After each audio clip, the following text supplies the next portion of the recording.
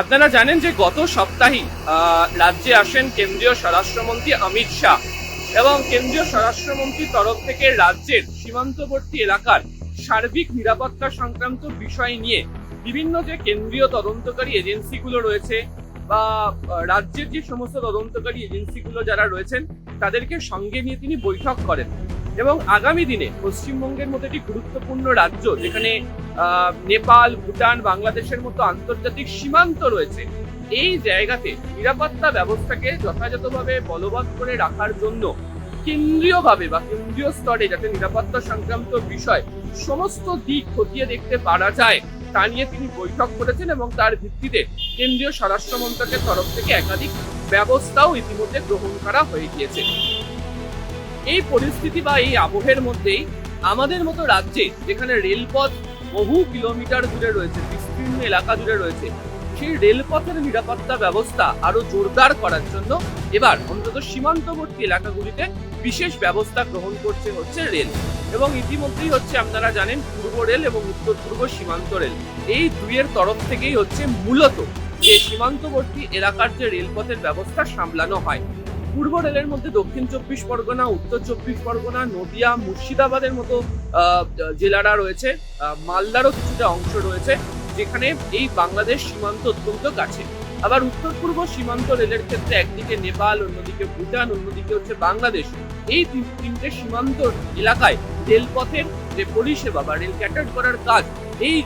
NFR বা north east frontier রেলের তরফ থেকে করা হয়। বিশেষ করে বাংলাদেশ সীমান্তবর্তী এলাকা, নেপাল সীমান্তবর্তী এলাকাতে রেলের তরফ থেকে আগামী দিনে নিরাপত্তা ব্যবস্থাকে আরো অনেকটা বেশি কঠিন করা হচ্ছে বা বলা ভালো নিরাপত্তা আরো অনেকটা বেশি কঠোর করা হচ্ছে। এই প্রথম এই সমস্ত জায়গাতে ভারতীয় রেলের তরফ থেকে সীমান্তবর্তী এলাকার যে সমস্ত স্টেশন রয়েছে এবং যে ট্র্যাক রয়েছে সেখানে আন্ডার ফ্রেম ক্যামেরা বসানো হচ্ছে। এর ফলে কি হবে, আপনাদের অনেকেই মনে থাকবে বছর দুয়েক আগে যখন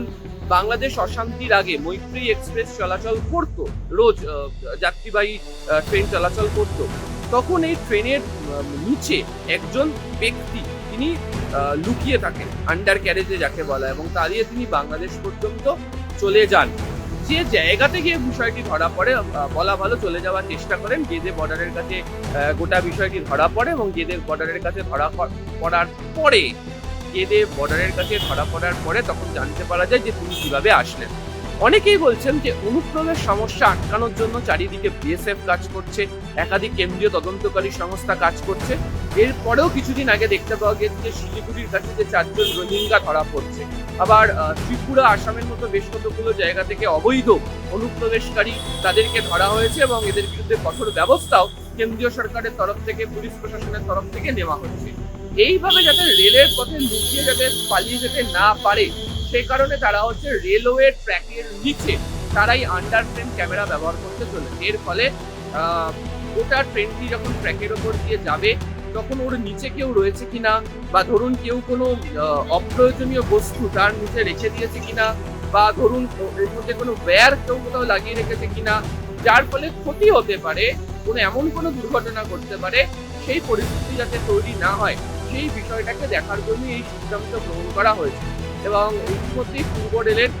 নদিয়া, মুর্শিদাবাদ, উত্তর 24 পরগনার এই যে সমস্ত জায়গা দিয়ে রেলওয়ে ট্র্যাকগুলো দিয়েছে তার একাধিক গুরুত্বপূর্ণ ক্রসওভার পয়েন্টে এই আন্ডার ফ্রেম ক্যামেরার ব্যবহার শুরু হয়ে গিয়েছে।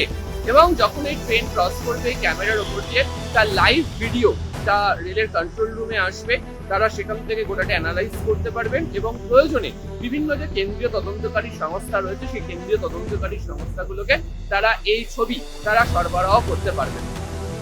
রেলের তরফ থেকে জানানো হচ্ছে যে ইতিমধ্যেই পরিকল্পনা গ্রহণ করার পর রাজ্যের বিভিন্ন জায়গাতে তারা আরপিএফ এর সঙ্গেও কথা বলেছেন, জিআরপির সঙ্গে তারা কথা বলা শুরু করেছেন এবং আরপিএফ এবং জিআরপির তরফ থেকে যে ক্লোজ মনিটরিং করার ব্যবস্থা গ্রহণ করা হয়েছে, তারা একসঙ্গে কাজ করতে চলেছেন এবং তার ভিত্তিতেই এই সিদ্ধান্ত গ্রহণ করা হয়েছে। ফলে আগামী দিনে সার্বিকভাবে নিরাপত্তার দিক থেকে যদি দেখতে পাওয়া যায় তাহলে সীমান্তবর্তী এলাকার যে রেলপথের সুরক্ষা বৃদ্ধি করাটা এই মুহূর্তে অত্যন্ত জরুরি। বিভিন্ন জায়গাতে পেট্রোলিং চলছে, বিভিন্ন জায়গাতে নানা ধরনের পরীক্ষা নিরীক্ষা চলছে, বিএসএফ এবং আরপিএফ তারা একসঙ্গে অবশ্যই কাজ করছে, কিন্তু প্রযুক্তিগত উন্নতি ঘটিয়ে বা প্রযুক্তির মান বৃদ্ধি করে এই বিষয়টাকে তাদের জানাটা ভীষণ জরুরি হয়ে পড়ে। এবং এই কারণেই হচ্ছে যে আন্ডার ফ্রেম এই ক্যামেরা ইউজ করে কি ধরনের ছবি উঠে আসছে, আদেও কে সঙ্গে কিভাবে যুক্ত থাকছে, তার যাবতীয় তথ্য তারা এক মুহূর্তে মুঠোর মধ্যে পেয়ে যাচ্ছেন এবং সেই কারণে ব্যবস্থা নেওয়া হয়েছে। এবং আমাদের কাছে যা খবর যে ইতিমধ্যেই